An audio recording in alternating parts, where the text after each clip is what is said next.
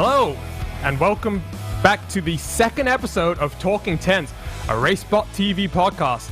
My name is Arjuna Kenkipati, and as always, I'm joined in this podcast booth by Connery Maddock with veteran producer Hugo Luis down in the producer's booth making this all happen. And Connery, we've got an exciting show here today. We're going to be talking about the Porsche Esports Super Cup. We're going to be talking to RaceBot TV's own Tyler Maxson.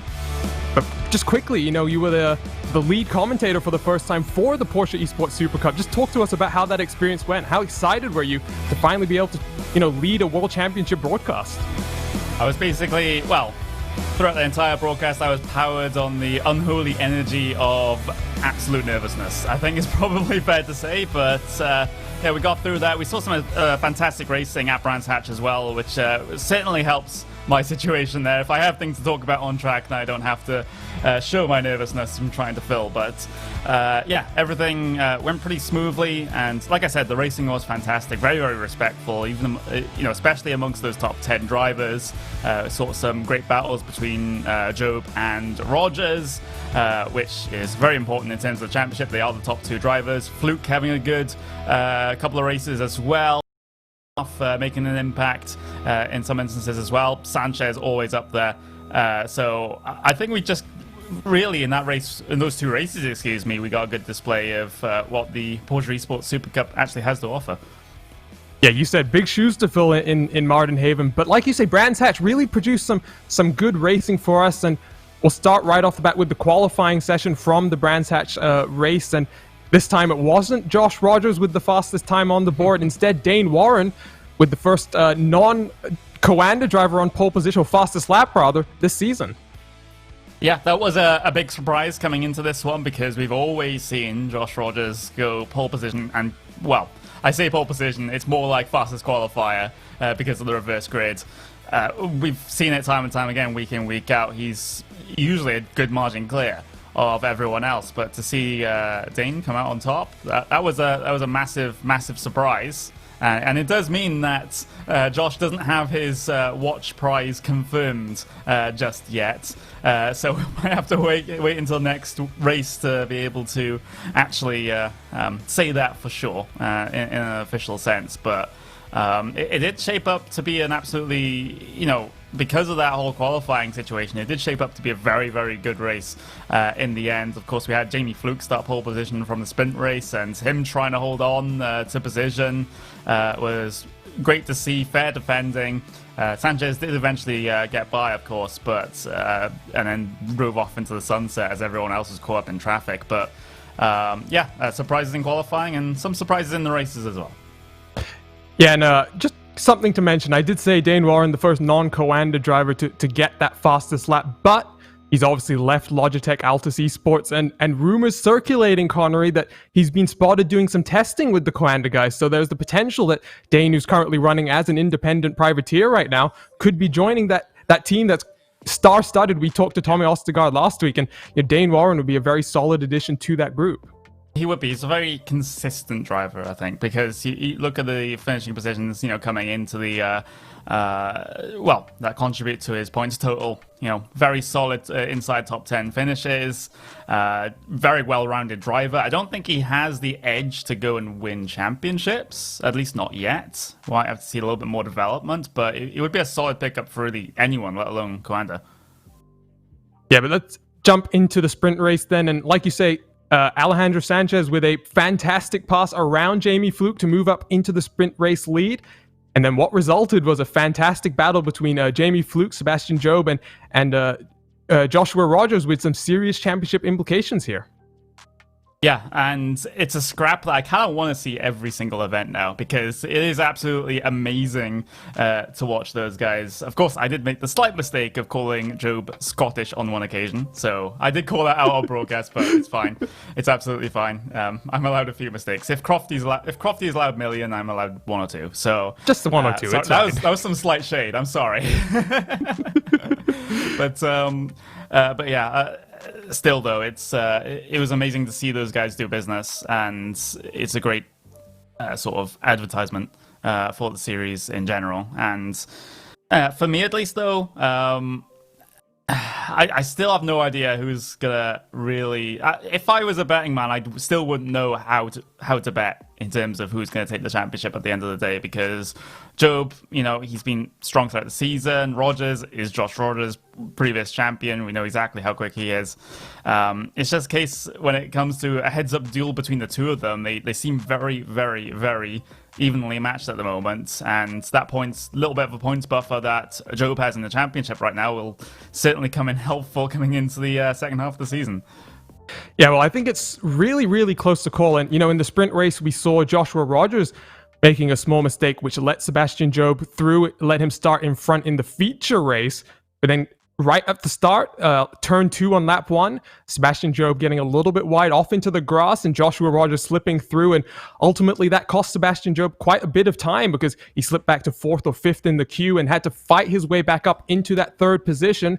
Meanwhile, Joshua Rogers out front, he set up Alejandro Sanchez, and about, I think it was 12 or 13 minutes into the 30-minute feature, found his way through, and then it was clean sailing for him. So some good championship points there. But like you say, it's too close to call. And I think importantly, Connery, we saw in both the sprint and the feature, the top 3 in the championship, being on the podium. And so that's what you really want to be seeing, is these are the drivers who've consistently throughout the season performing to a high level. And, as it now all culminates with this, championship fight to the end of the season, well, all 3 drivers doing a very, very strong job right now.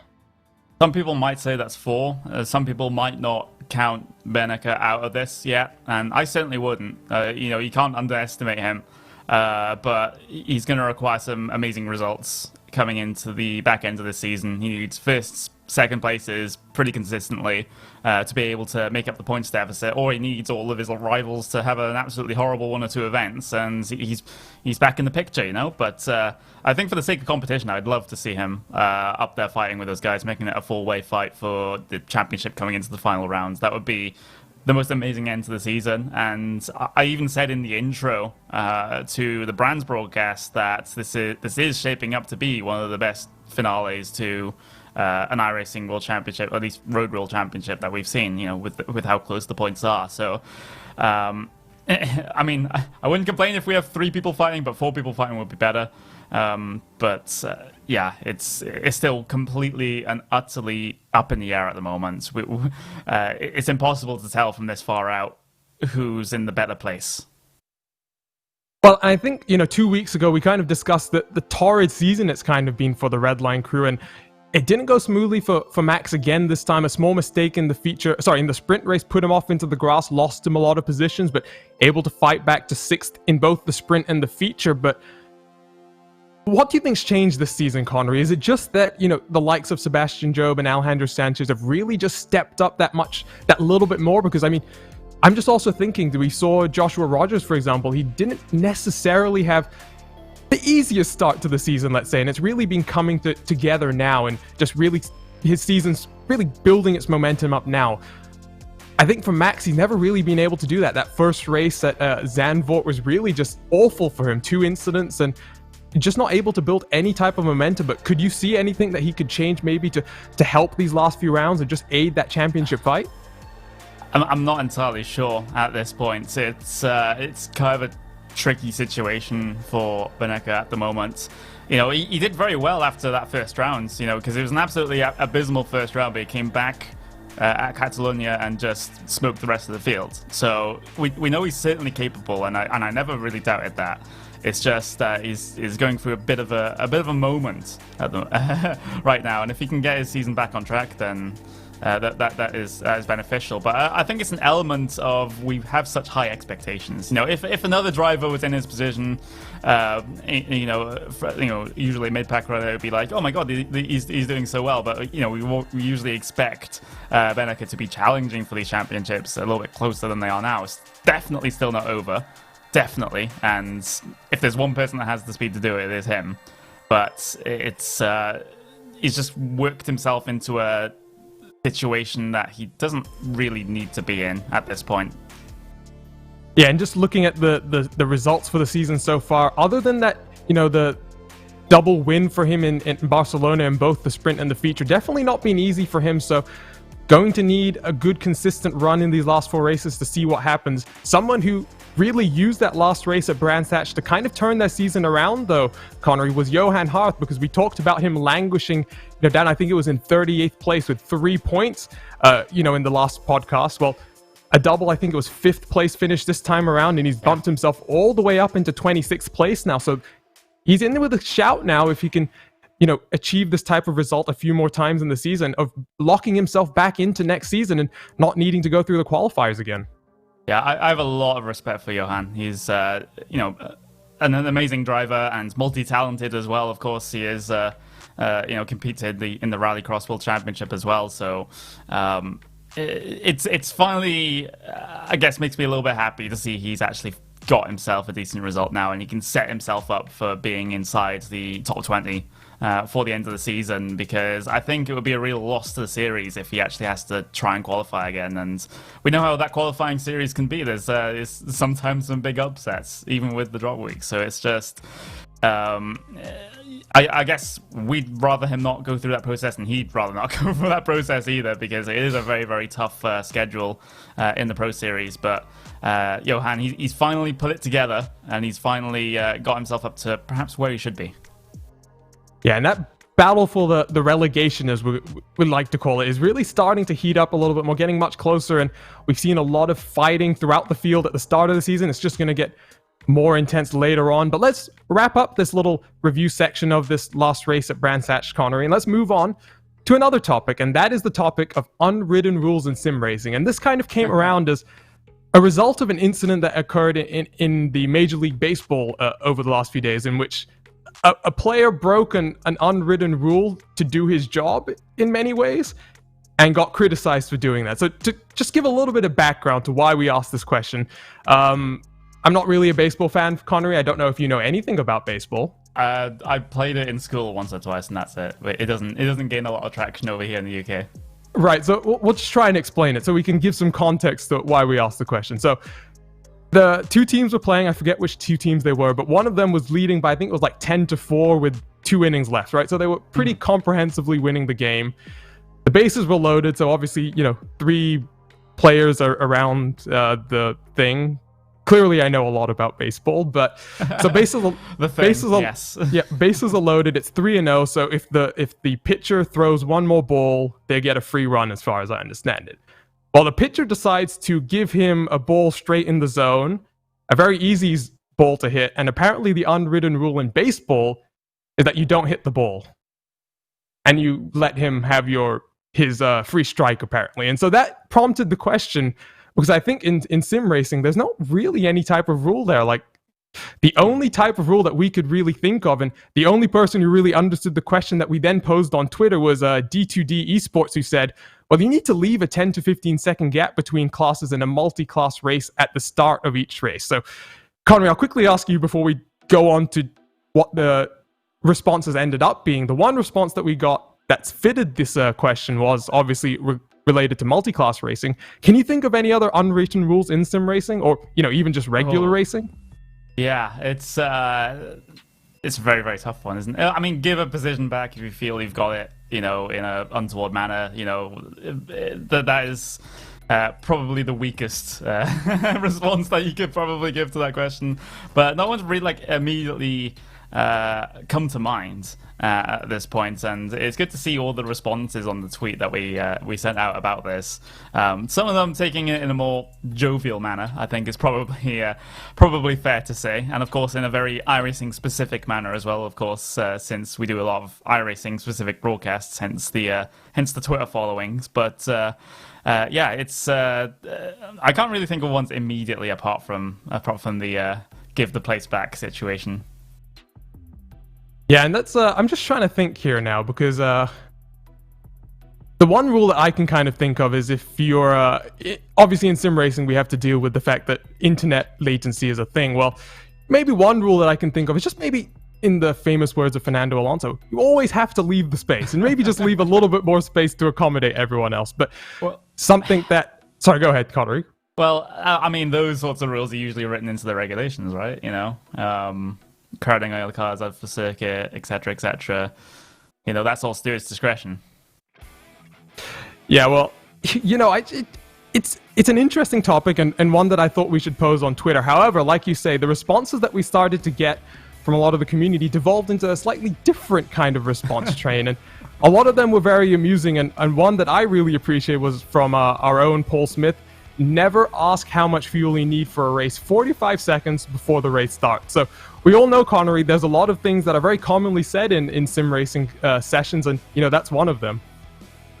Yeah, I mean, almost every single official race, especially if you're in the lower splits, you have that one or two people that says, guys, how much fuel are we taking? How much fuel are we taking here? And it even happens in the skid piece as well, because it's like 1 gallon difference, and it can make all the difference in the end with depending on the track. But I that is basically, I mean, it's meant for more as for a meme, but it is kind of a unwritten rule of you have to know how much fuel you'll need before you take to the grids.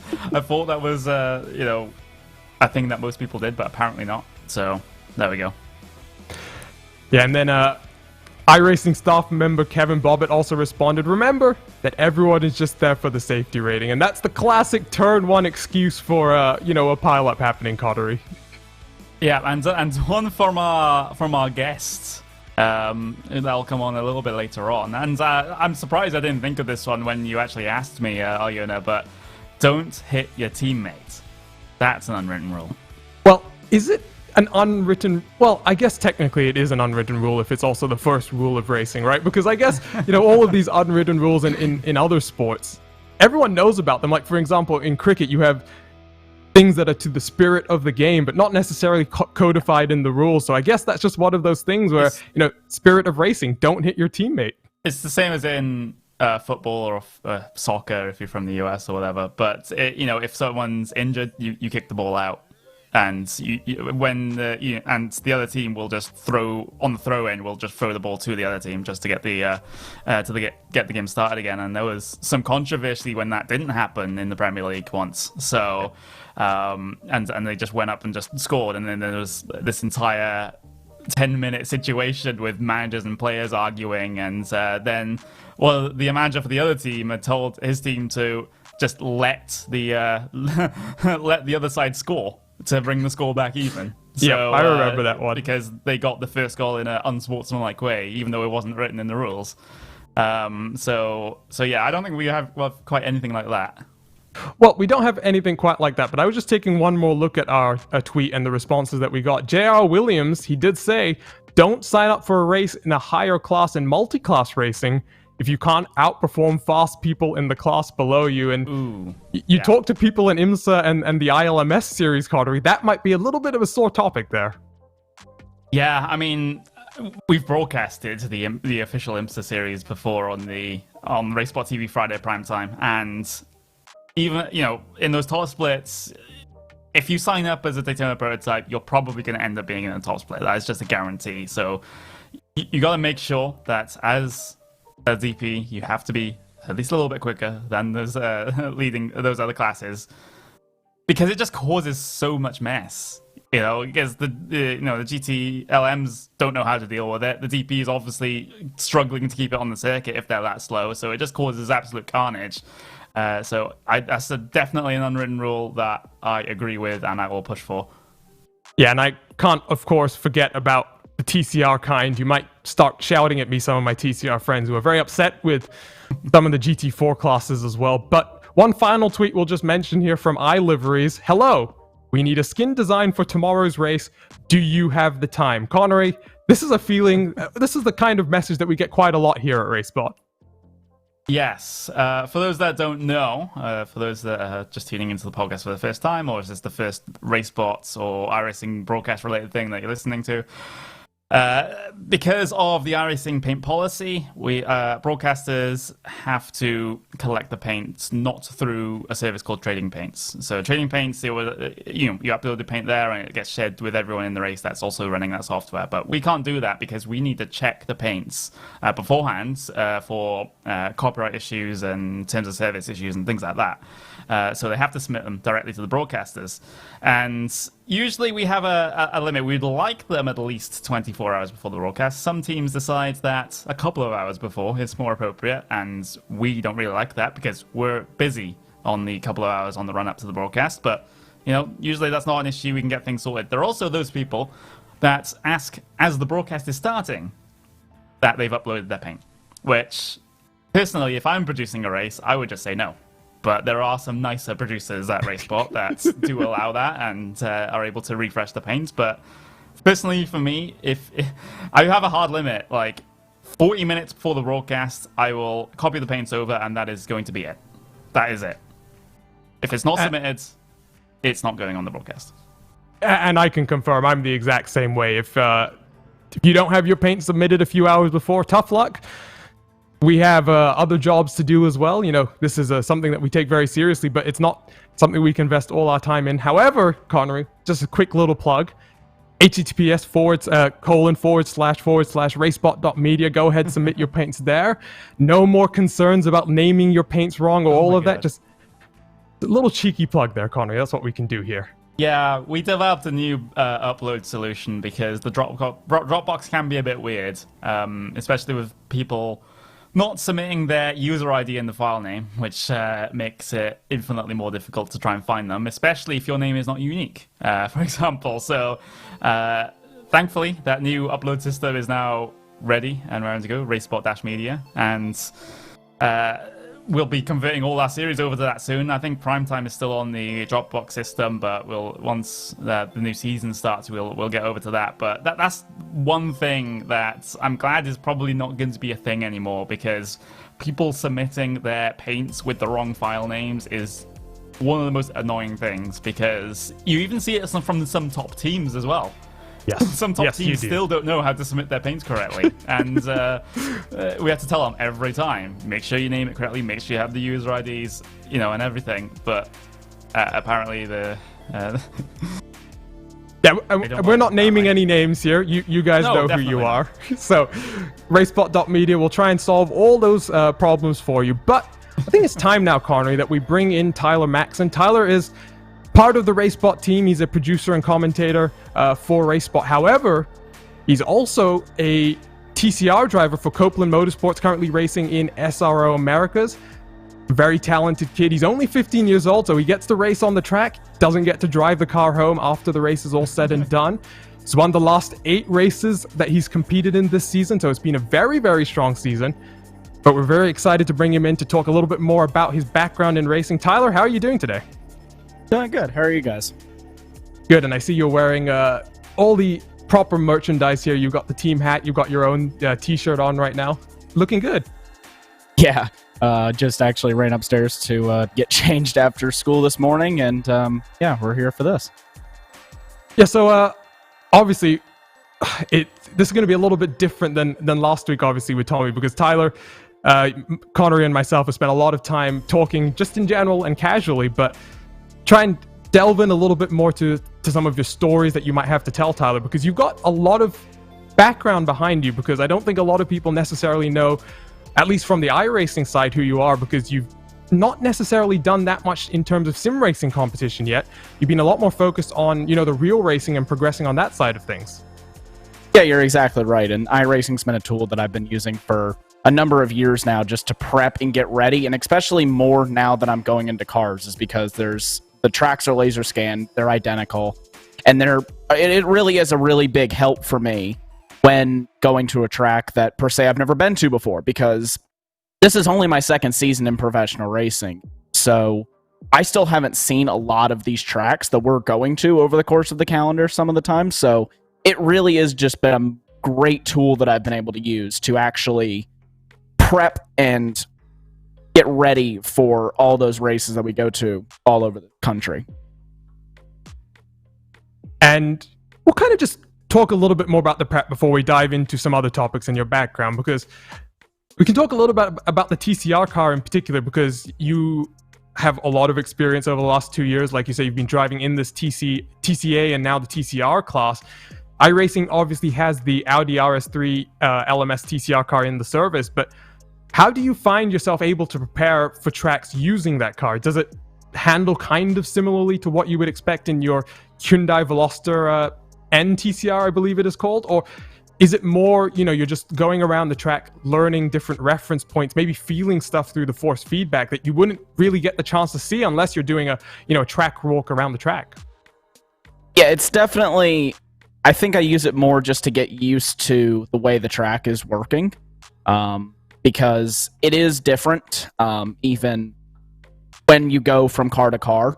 The Audi's definitely a lot different than the Hyundai is. So I'm really just learning reference points, looking visual-wise, trying to get my braking markers down, trying to get turn-in points, and just basic things. So whenever I get there, I already have a big jump start, and we can go just straight into fine-tuning the car instead of chasing track, and then we can fine-tune the car. So it just really cuts out about a good 30 minutes of learning period. Whenever we already get there, we can use that whole first session to immediately start prepping and working on the car. Of course, you also come from a very young generation of racers, the new up-and-comers as far as TCR racing and other GT racing is concerned. Of course, you might be friends with some people of your own age group that are also in that same situation. They're very young pro drivers. How many of those are also actively using sim racing to try and help them in their very early careers?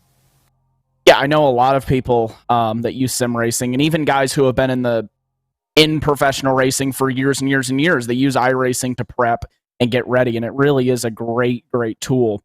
And just sim racing in general. I mean, iRacing is definitely the top notch, but even some of those tracks that they maybe don't have in the service yet, that maybe another sim does have, just getting into a sim and being able to spot your reference points and set everything up and get used to driving that track before you actually get there is just a huge, huge help.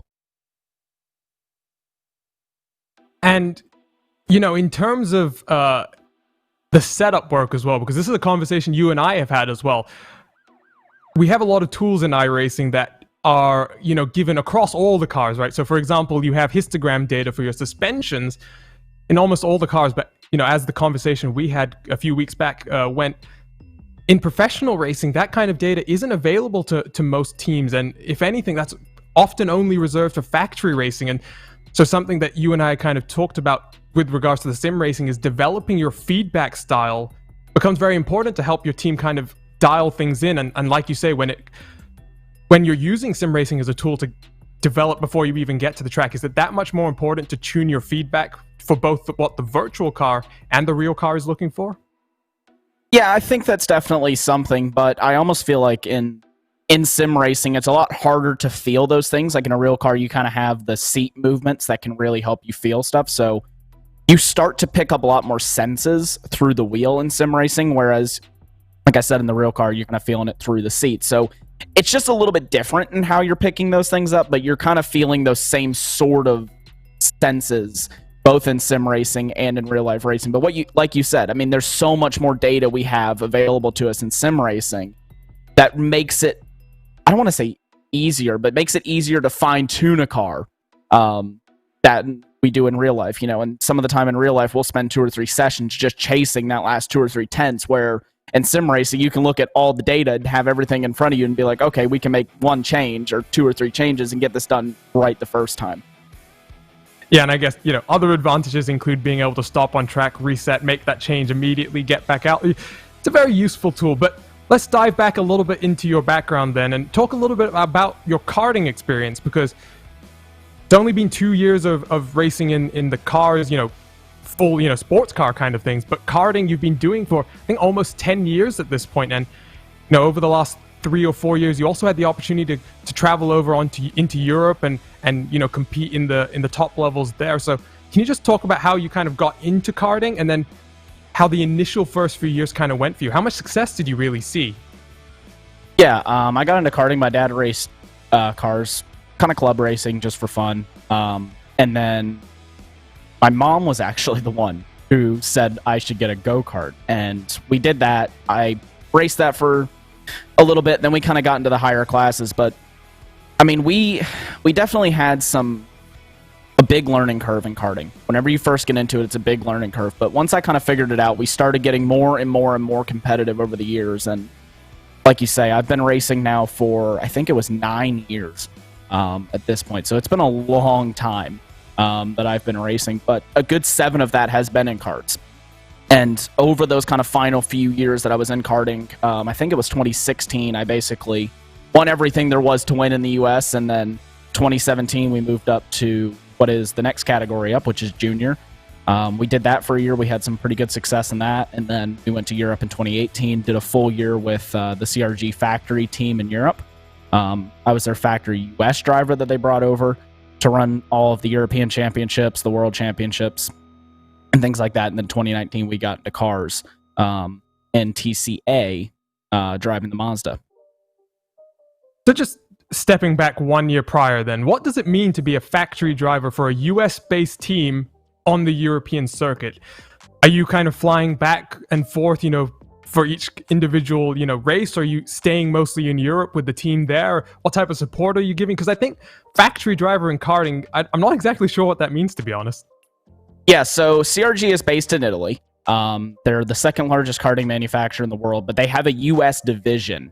And I was their factory driver in the US, and then they kind of brought me. They were like, look, we want you to come run some European stuff. And I think there was times where I stayed over there for 3-4 weeks at a time, and then I would fly back. And then there was some times where I have to fly back because we have a race the very next weekend. So there was a lot of trips happening across the pond, as they would say.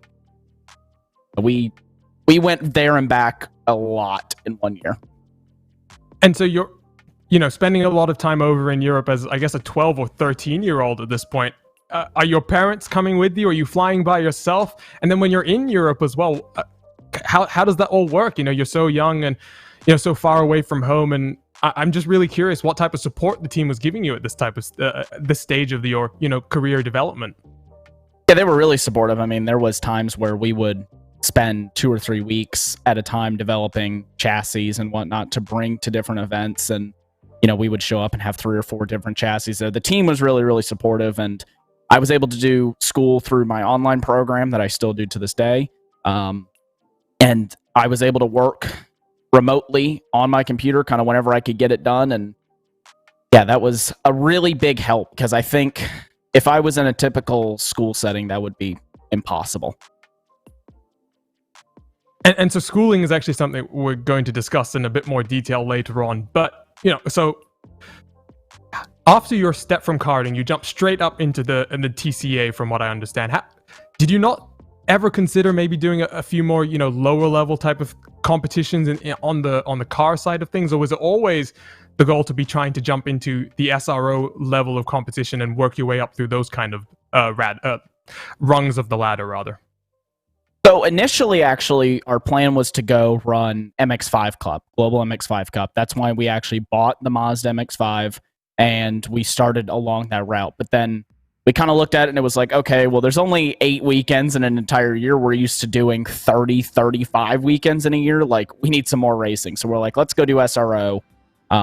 We didn't really know how it was all going to work out at first. So we were kind of like, okay, we're going to do the first few races, see how it goes, then we'll decide if we want to do the season. And then we got into that. We realized we had success instantly in that. So we were like, okay, this is now our focus for the rest of the year. So our focus turned then to SRO full-time, and that's how we ended up doing this. And we kind of abandoned the MX5 Cup ordeal at about the midway point in the season, just because we started to have conflicting dates, and we were, at this point, second in the championship. I think it was 18 points back whenever we decided to make our full-time switch. So we then decided to go over to SRO. That's right, actually. I forgot that you were competing in the Global MX5 Cup Challenge as well. But I think, like you say, you got success in the SRO series right off the bat. You got your first podium, your first ever race weekend. That must have been a very good feeling. And that first season must have just been like a dream. Two-time race winner, TCA champion, rookie of the year. And I guess it kind of just really all built up in this culmination of the effort that you guys have been doing all this time in terms of karting over in Europe, and then coming over here with a lot of family support as well. Yeah, you're exactly right. And when we kind of went into SRO, obviously the first weekend was awesome. We got a second, and then the only downside to it was actually we got turned heading down the hill at Coda turn 2. And we ended up eating a tire barrier. So that really set us back kind of early on, and we were almost playing catch up from then on, but we were still getting out racecraft. Still, they just had more experience than I did at the early stages, and then we really figured it out in Sonoma. That was the weekend I ended up sweeping the weekend and get a double win. So that was kind of where we had figured everything out. And then from that point in the season, we were really, really focused on, okay, let's go grab this championship. We're in it with a really good shot to win it. We really were working long hours, the team was, to get the car where it needed to be each and every weekend. And I think that's where we really capitalized on the championship. Last year, we didn't have the strongest car. We were actually one of the slowest cars in the field. But we just didn't break, is really what it came down to. Every other team had mechanical failures, and our car was just never broke. I think we had one mechanical failure the whole year. And that was just kind of a freak thing that nobody could have even predicted. So that's really where we got that championship, was just being able to have a consistent season all the way through. You know, me as a driver, I never took anything too risky in that season, just because we knew we needed to finish every single race and capitalize when our competitors were having issues. It was amazing that you were able to do a lap with no brakes. There we go. There's my joke for the for the podcast. Well, it's a kind of a very different season to the one that you're in the midst of right now. So obviously TCA champion last year, and obviously the TC Americas series has a number of different TC touring car categories. So you made the jump from the TCA up into TCR this season. You're still with the same team, Copeland Motorsports.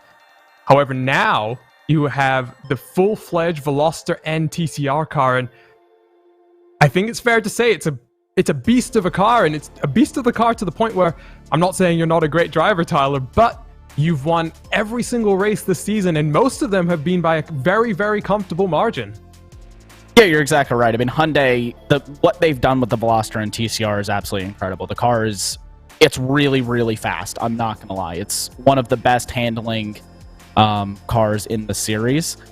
But it's also, I don't think at this point it is the strongest car. We're considerably heavier. I think we're right now 100, almost 200 pounds heavier than the nearest car, and the lowest car is 4 centimeters lower than ours. So we're really, really struggling, but we're putting in a lot of time to develop this car and just figure out how we can make it work on these new BOP adjustments. And I think that's where we've really capitalized on this season, is that we were able to quickly adapt, not only myself, but also the team, to the new driving styles and what the car needs. And that's how we were really able to capitalize early, especially in COTA. We had a pretty close fight with my teammate, but I really won that race down to tire management. And that was one of the big things that we learned with the new tires, is that they're a harder tire this year, so it's definitely a little bit more difficult to keep it under you. So that was a bigger deal this year than what we even saw last year with the new tires. So that was a big thing, and we've been able to adapt the car setup to make the car work with this harder tire, as well as adapt to these new BOP changes. I think that's really how we've been able to capitalize on this season. And it's been a very interesting season. Let's just be upfront about it, right? Because obviously that COTA race happened at the beginning of the season. And then I believe you guys were already in St. Petersburg in Florida. And, obviously the middle of March, that event gets canceled. And, the summer has kind of been a waiting game in many ways, trying to figure out where you're going to go racing and when you're going to go racing. And what's it been like for you in the last few months, having to deal with this pandemic and still going racing? Because you're locked down at home, you are a bit more limited, I guess, on some of the things you can do. And then when you get to the track as well, I'm sure it's a very, very different experience trying to work with your team as well. Can you kind of just talk to us a little bit about the experience of a pandemic race weekend right now? Yeah, it's definitely different. Mask mandates have been implemented, so basically anytime we're outside of the tent, we have to have a mask on, and that's just been different. There's pretty much no contact now with any SRO employees or any officials. It's pretty much all done remotely, or it's done pre-event or whatever. So it's definitely different. It's a very different aspect to a race weekend. But most of it really is the same. We still have our normal stuff. The only thing we are really missing the major portion is the fans, not having any fans there, so there's no autograph sessions or anything like that. So that kind of makes everything feel a little bit bare. The whole paddock kind of feels bare because you don't have anybody walking around. So it's definitely different, but it's still the same hard racing that we've had on the track. Well, I guess the one difference as well, looking at your Twitter timeline, is those podium celebrations. Not really the same as well when you're doing, your elbow touches and stuff. You can't really celebrate as much on the podium as you were able to do last year. No, you're exactly right. Yeah, the podium celebrations are definitely different. They're all socially distanced at 6 feet out. So and even in VIR, we didn't actually even have a podium presentation. We actually all just had to go to the media center ourselves and collect our trophies. So it's definitely different. I'm glad that we've gotten kind of back to a full-on podium celebration because I think that makes the whole race weekend feel a little bit more whole again. But it definitely is a very different kind of weekend, it feels like sometimes. Yeah, and let's kind of move on. I said we'll talk a little bit about your schooling and how you balance that. And I think this is a topic actually that sim racers can maybe learn actually quite a bit from, because we talked to Tommy Ostergaard last week, and he talked about the dedication required to really improve sim racing and get to the top of the game. And obviously, when you have the additional challenge like you have of having to travel as well, that just makes it that much more difficult. So, can you kind of talk about first how it's been doing online schooling in Europe, and obviously now as well, you're still doing online schooling. How do you find the time to balance that? I know you have a very rigid schedule you try to stick to, and you try and allocate times of the day where you're specifically doing your schooling, but how do you make sure you stay focused, which I think is a concern for a lot of kids nowadays? Yeah, that's never really been a problem for me. I've been able to kind of always drown out distractions and just kind of focus on what I need to do. So that part isn't the hardest for me, but it definitely can be difficult. I mean, the first couple of weeks were definitely a struggle, and when I was going over to Europe per se, I mean, it was extremely difficult because I'm 6 hours ahead. I'm 6 hours ahead of everybody, than my teachers were. So that was definitely a little bit difficult because when it was middle of the afternoon for them, it was late night for me. So it's definitely difficult, but now that I'm kind of on the same schedule, it's made things a lot easier. But just having that flexibility of when I go to the racetrack, for example, next week, whenever I head to Road America, I'll have majority of my schoolwork already done before I even leave. So I really don't have to worry about that when I actually get to the racetrack. And that can be a really, really big help for me because I can focus on the task at hand, which is racing and winning the race. It's amazing how you can actually juggle all of those things because, obviously I was in university until very recently, and I had to do the race sport stuff on the side as well. And even something as, dare I say small as that still sort of interferes in a way with education. So it's, anyone who does what you do is to be commended. I mean, it's not even a foreign thing in esports because there are so many stories from the esports world, from Counter-Strike and League of Legends, where the young players are still in school, and some of them are even still in college, and they're having to try and balance being a professional esports athlete with the schoolwork as well. So you're not really in a unique position here. There seems to be quite a population that's actually going through a similar thing to what you are. Yeah, you're exactly right. It's becoming more and more, I want to say, normal to do these kind of things and to have to juggle school and everything like that. And it definitely doesn't make it any easier, but it's definitely becoming more normal. And I think teachers, per se, in schools are becoming more used to it.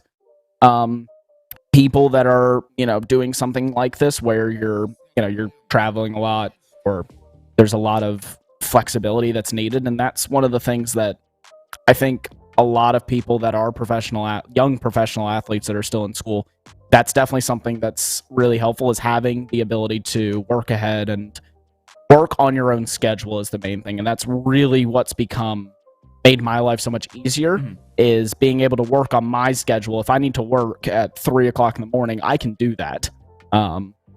Whereas in a typical environment, you really can't do that. You're really kind of stuck to what this school is doing. I mean, there's also something to be said about having a safety net as well, because it's being a sports person in general, there's never guarantee that you'll make it big in a way. Perhaps in esports more than any other with the amount of people that try it, but that education is valuable just in case you're not a professional race car driver for a living into your adulthood. Is there something that you particularly would want to fall back on? Is there like an insurance policy that or an area that you want to go into as a full-time job just in case things don't work out? To be honest with you, I haven't given it a whole lot of thought. Obviously, I work with you guys at RaceBot, and I really enjoy doing this, so this is definitely something that I probably would pursue, is something along those lines, but I really don't know, to be honest with you. This has kind of been my whole life, and I'm obviously, I'm in school to get that backup plan, and, like you said, there's no guarantees on this. I mean, even if you do make it big, there's no guarantee that even next year you're going to have the same ride. There's no guarantee after your current contract ends that your next contract is going to be able to support you fully. So it's one of those things that you always need to have that backup plan, and at this point, I don't know exactly what I'm going to do, but I'll definitely have something in case the racing thing doesn't work out. And just to circle back then on something, Tyler, that you said, because I think, like you say, you're in a more fortunate position now that you're able to more control your schedule. But if you think back to those days when you were back in Europe and having to, be up at odd hours to try and stick on the school schedule, can you maybe think of any tips that you could give to some of our viewers? Because I think, sim racing is such a global sport at this point that I think that is a thing that we all have to deal with. So, if there's anything that you kind of had learned about finding ways to make, learn effectively, even maybe at 2 a.m, for example, if you were in Europe and, studying in the evening, the US time, what were the kind of things that you tried to do to be a bit more effective then? Definitely don't fall behind. That's the biggest thing, is that you always kind of want to stay ahead of what's going on instead of falling behind, because I found that out quite quickly whenever I came back and had about half a week's worth of work to do. It's easier to be ahead than it is to be behind. So that's the biggest thing that I can say, is just don't fall too far behind anything. Try to always stay ahead of what's going on. So it sounds like you're not really, I know you're not really a procrastinator, but for the people who are watching, you're not a procrastinator, right? You're someone who's definitely very driven, and you're always trying to work towards a goal. And I think that's something that's helped you in both the educational parts of things and being able to succeed there, and also growing in your racing career as well. Yeah, I think that's right. I definitely don't like anything to be outstanding or to be behind on anything. I like to have everything done ahead of time, and that's really a big thing that you'll learn with online school, if anyone who ever does it, is that you need to learn that skill if you don't have it very quickly, because if not, it's going to be a struggle. Yeah, and I guess a lot of people can empathize with that, especially if they're, still in college or still in school. Like, learning from home is so much more difficult, for me at least, than learning in an actual classroom or lecture theater or anything like that. It's hard to get in the zone, so to speak. It's hard to separate your life outside the school and your life inside school, because they're both happening in the same place now.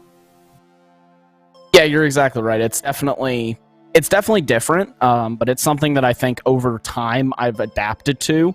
And luckily, I'm in a very awesome program that allows me, that is really built really well. So for me, it was a very easy transition just to kind of transition over and get used to the new way of doing things. And now that I've been doing it for a couple of years now, it's just like second nature to me on how everything's done. And I think that, it's definitely can be challenging. At first, it was very challenging. It was 8-9 hour days. But now I can get all of my work done in a matter of 2 or 3 hours for the day. So it's definitely a learning curve, but once you get it, it makes it a lot easier. And so, Tyler, the final topic that we kind of wanted to talk to you about is, obviously being part of the Hyundai program, because you started last year in the TCA class with the manufacturer. You jumped up into the, more professional racing car this year, and you had the opportunity to also be part of the training. So at the very least, you're going to be able to say the brand name a little bit more accurately than I can. Yeah, you're exactly right. At the beginning of the year, we did the Hyundai driver development kind of camp that they did. They did a 4 or 5 day camp that Brian Hurd Autosport put on up in Indianapolis, and we did that. And yeah, like you say, Hyundai's an awesome brand to work with. The Hyundai guys in Hyundai America, who I'm primarily deal with, they're awesome to work with. They're a great group. The support so far has been absolutely amazing. We've had an engineer at every race, and they continue to provide that support for us. So it's made the transition into TCR a lot easier, which can be a big step up, because for me, at least last year, I was in a rear-wheel drive car. Now I'm in a front-wheel drive car that has a lot more uniquenesses to it. There's a lot more things that can go wrong with a TCR car just because it is a professionally built race car. I mean, it is a purpose-built race car. It's not a car that was transitioned into a race car. So it can be a lot more difficult if you don't have that kind of support behind you to get progressed, I should say, in this season. So yeah, the support from Hyundai has been absolutely amazing, and hopefully we can continue that relationship. Yeah, and so we'll kind of talk about that as well, because you're not yet 16, so there are certain restrictions on which series you are actually able to drive in, but you're approaching that milestone, your 16th birthday. You'll actually be able to drive a car on the roads for the first time, which I'm sure your parents are enjoying the prospect of. But what's the future look like? Obviously, SRO America's this season is looking very good to secure a second consecutive championship. What's the next step? Is it something like IMSA and stepping up into the pilot challenge there in the TCR cars? And then what's after that as well? Are you looking to stay in sports car racing, or what's your, if you had to dream, what's your ultimate dream, racing seat? So to answer your dream racing seat question, I would definitely say something in the sports car ladder. That's definitely kind of where I want to stay. I really like this aspect of racing. This has really fit well to me. And I'm definitely looking into getting into endurance racing. That's kind of the next thing that I personally want to get into. But as far as what comes next, I don't know yet. That we definitely have aspirations to go into IMSA, and that is something I can do whenever I turn 16, luckily. But there's no guarantee, I don't think, yet on what's next. I don't have a set plan on what's next, so we just kind of have to see what the future holds.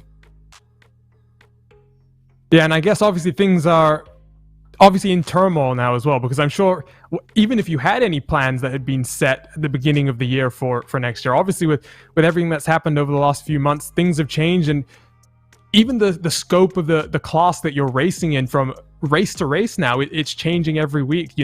I think you said at COTA you had 4 other cars you were competing against. Then the first race back after lockdown at VIR, I think you said 10, and then that trip all the way out to Sonoma only had, again, 4 cars. So it's a very interesting series for you to kind of think about long term, I guess. Yeah, and that's something that's been a big deal. Like you say, at the beginning of this year, things looked a lot different than they do now, and that's not even only for a series side, but that's just across motorsport. It's been a big shakeup, and this has really hurt the whole motorsports industry, just because it's a very hard thing to rebound from, because at the end of the day, motorsports is a very expensive industry, and a lot of people had a lot of big financial hits during this pandemic. So it's made a lot of things really change, I should say. And it's also made some things more interesting. Like, we did not expect to have, I think we had 10 or 12 cars out of VIR. And then again, we didn't expect to have 4 cars at Sonoma. So like you said, it's a very different thing every single race, but it's one of those things that we just have to keep on racing, no matter how many people we are racing, and do it to the best of our abilities. Awesome. Well, Tyler, I think that's all the questions we have for you. Thank you so much for joining us. I know you're part of the RaceBot team, so we expected you to join us, otherwise we would have fired you. But nevertheless, it was great to be able to talk a little bit more about some of the things that I don't think anyone in iRacing is really going to know, that, there's this 15-year-old kid who's out there, doing SRO Americas, winning races consistently, who's also producing World Championship broadcasts. So yeah, thank you for joining us, and good luck for the rest of this season. Yeah, thanks, guys. Thanks for having me. So that was Tyler Maxson, RaceBot's own and TCR driver for Copeland Motorsports in SRO Americas. We're going to wrap up here for the second episode of Talking Tense with a brief preview the upcoming endurance season, the upcoming winter endurance season even, because Connery, two of the big leads, were on the precipice of them returning. Sports Car Open and Neo.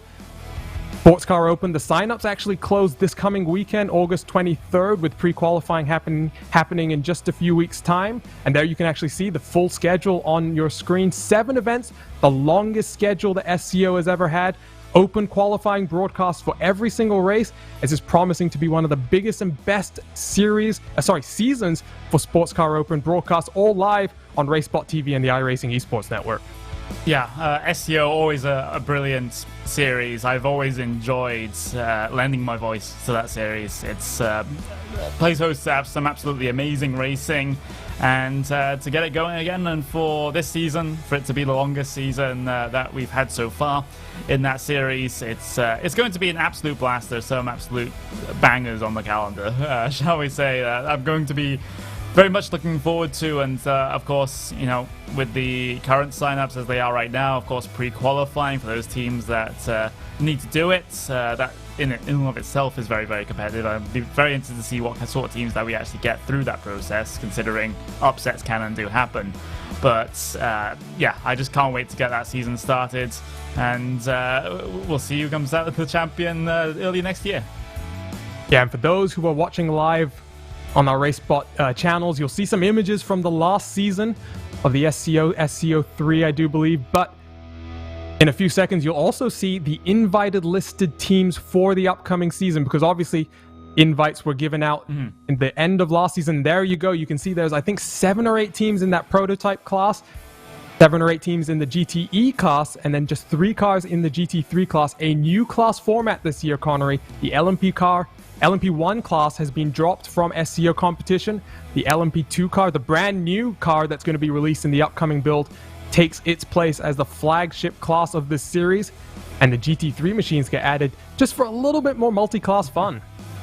Yeah, absolutely, and you just look at the names. Like, that's all I really need to say there. Look at the names. Team Redline, Sim Racing, Race Clutch, Movano, others like Chimera, So it's basically the who's who as far as iRacing sim racing competition is concerned. You got Williams Esports in there as well, SimRC. It's just a huge smattering of these big teams, and big teams that have absolutely no problems with competing up against each other, and sometimes getting a little bit forceful about it. So it's going to be an absolutely amazing season, and you know, just looking at that, those are the teams already invited, let alone those that actually have to go through the pre-qualification process. Yeah, exactly, and storylines have already started to emerge here, Connery, because all of these teams can switch their invites around. So what we saw is that last year's LMP2 defending champions, Rev Match Esports, well, they swapped with SimRC, so they no longer are defending the LMP2 title. Instead, they're going to be racing in the GTE class under the name G-Drive Racing Eximia, a new team that we've kind of seen really taking the iRacing Esports network by storm.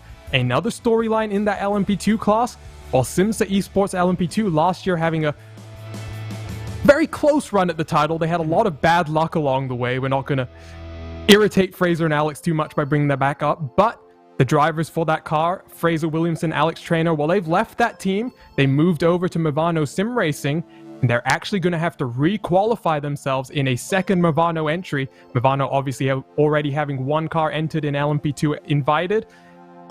Connery, it's interesting to see that LMP2 class, with this new car being entered, it's really getting shaken up in a big way right now.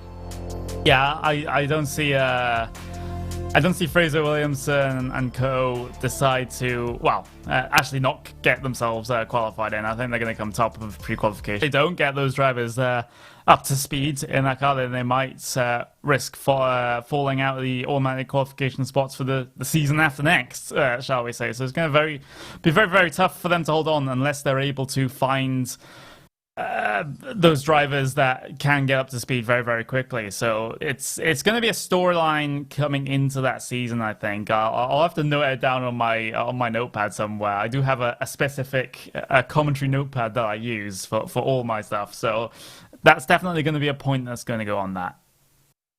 Yeah, and so pre-qualifying, again, August 30th. So a week and a half away. The signups do open a week before August 23rd. So if you haven't signed up already, do make sure you go ahead and do that.